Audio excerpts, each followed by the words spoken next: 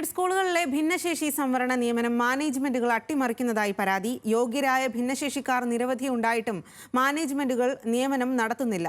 വിദ്യാഭ്യാസ വകുപ്പിന്റെ ഉത്തരവിൽ തെറ്റുള്ളതുകൊണ്ട് നിയമനങ്ങൾ എങ്ങും എത്താതായതോടെ നിരവധി ഉദ്യോഗാർത്ഥികളാണ് പ്രതിസന്ധിയിലായത്. സംസ്ഥാനത്താകെയുള്ള എയ്ഡഡ് സ്കൂളുകളിൽ 1000-ഓളം ഭിന്നശേഷി ഒഴിവുകൾ റിപ്പോർട്ട് ചെയ്തിട്ടുണ്ട്.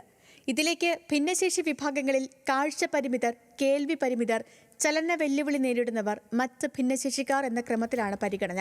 സ്കൂൾ മാനേജ്മെന്റുകളാണ് ഈ ഒഴിവുകൾ കണ്ടെത്തി എംപ്ലോയ്മെന്റ് എക്സ്ചേഞ്ചുകളെ അറിയിക്കേണ്ടത്. ഇവയിലൊന്നും കൃത്യമായി നിയമനം നടക്കുന്നില്ലെന്നാണ് ആക്ഷേപം. ഞാനും അതുപോലെ തന്നെ ഞാൻ അടങ്ങുന്ന 200-ലധികം ആളുകൾ ഇപ്പം ടീച്ചിങ് യോഗ്യതയുള്ളവർ ജോലി ലഭിക്കാണ്ട് ഈ ഓർത്തോ വിഭാഗത്തിൽ മാത്രമുണ്ട്. ഓരോ എംപ്ലോയ്മെന്റ് എക്സ്ചേഞ്ചിൽ നിന്നും 10-നും 15-നും ഇടയ്ക്കുള്ള ഭിന്നശേഷിക്കാർ, അതായത് ടീച്ചിങ് യോഗ്യതയുള്ള ഭിന്നശേഷിക്കാർ എംപ്ലോയ്മെൻറ്റ് രജിസ്റ്റർ ചെയ്തിട്ട് ജോലി ലഭിച്ചിട്ടില്ല എന്നുള്ള വിവരാവകാശ മറുപടി ലഭിച്ചത് ഞങ്ങളുടെ കയ്യിലുണ്ട്.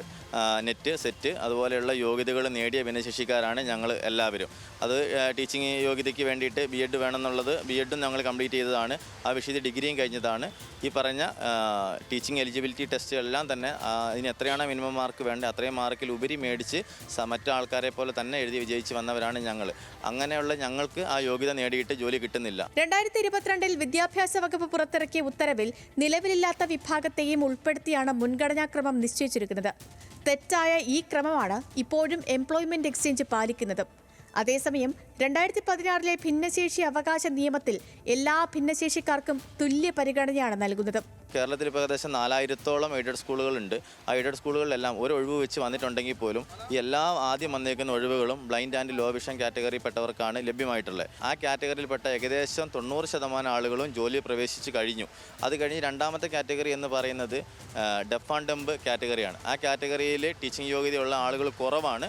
എന്നിരുന്നാലും അവർക്കും ഏകദേശം ജോലികളിലേക്ക് എത്താൻ വേണ്ടിയിട്ട് സാധിച്ചിട്ടുണ്ട്. അപ്പോൾ ഈ രണ്ട് കാറ്റഗറി കഴിഞ്ഞ് ആളുകൾ ജോലി കയറി കഴിഞ്ഞിട്ടും വീണ്ടും വരുന്ന ഒഴിവുകൾ ആ കാറ്റഗറിയിലേക്ക് തന്നെയാണ് റിസർവ് ചെയ്യപ്പെടുന്നത്. ആ കാറ്റഗറിയിൽ ആളില്ലാന്ന് നമുക്ക് എല്ലാവർക്കും അറിയാമെങ്കിലും ആ കാറ്റഗറിയിൽ ആളില്ല എന്നുള്ളൊരു പേപ്പർ NAC കിട്ടിയാൽ മാത്രമേ, എംപ്ലോയ്മെൻറ്റിൽ നിന്ന് NAC കിട്ടിയാൽ മാത്രമേ അടുത്ത കാറ്റഗറിയിലേക്ക് ഇത് ചേഞ്ച് ചെയ്തെത്താൻ പറ്റുള്ളൂ. പക്ഷേ അത് ചേഞ്ച് ചെയ്തെത്തണമെങ്കിൽ NAC കിട്ടാൻ വേണ്ടിയിട്ട് 2 വർഷം വരെ കാത്തിരിക്കേണ്ട ഒരു നിജസ്ഥിതിയാണ് ഇപ്പം നിലവിലുള്ളത്. 2 വർഷം ഒന്നാമത്തെ കാറ്റഗറിക്ക് കാത്തിരുന്നാൽ അതേ 2 വർഷം തന്നെ രണ്ടാമത്തെ കാറ്റഗറിക്കും കാത്തിരിക്കണം. ഇക്കാര്യങ്ങളെല്ലാം നിരത്തി പലരെയും കണ്ടതാണ്. പരിഹാരങ്ങളും നിർദ്ദേശിച്ചിരുന്നു. നമ്മൾ മന്ത്രിമാരെ കണ്ട് സംസാരിച്ചപ്പോൾ പറഞ്ഞിരുന്നതാണ്, നമ്മൾ ഒരു പോർട്ടൽ രൂപീകരിച്ച, ഓൺലൈൻ ഒരു പോർട്ടൽ രൂപീകരിച്ച് അതിലുള്ള ഒഴിവ് മാനേജർമാർക്ക് സമർപ്പിക്കാനും നമുക്ക് അപ്ലൈ ചെയ്യാനും കഴിയും. അങ്ങനെ ചെയ്യുകയാണെങ്കിൽ എല്ലാ മാനേജർമാരും പറയുന്നത് കയറിയവരെല്ലാം ജോലിക്ക് കയറിയവർ ഇട്ടിട്ട് പോകുന്നു എന്നുള്ളത്. അതായത് 4 എംപ്ലോയ്മെൻറ്റ് എക്സ്ചേഞ്ചുകളിനെ 4 ജില്ലകളിൽ ഇങ്ങനെ തിരിച്ചു കൊടുത്തിട്ടുണ്ട്.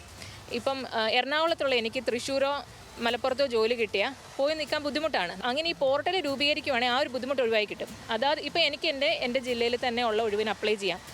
ഞാൻ ജോലി ഉപേക്ഷിച്ച് പോകേണ്ട സാഹചര്യം വരുന്നില്ല, മാനേജ്മെൻറ്റുകൾക്കും ബുദ്ധിമുട്ടാകുന്നില്ല. ശാരീരിക അവശതകൾ അനുഭവിക്കുന്നവരെ ഒന്നുകൂടി പ്രയാസത്തിലാക്കുകയാണ് ഈ നിയമന പ്രതിസന്ധി. ഉടൻ തന്നെ പരിഹാരം കണ്ടെത്താനാകുമെന്ന പ്രതീക്ഷയിലാണ് ഓരോ ഓഫീസുകളും ഇവർ കയറിയിറങ്ങുന്നതും.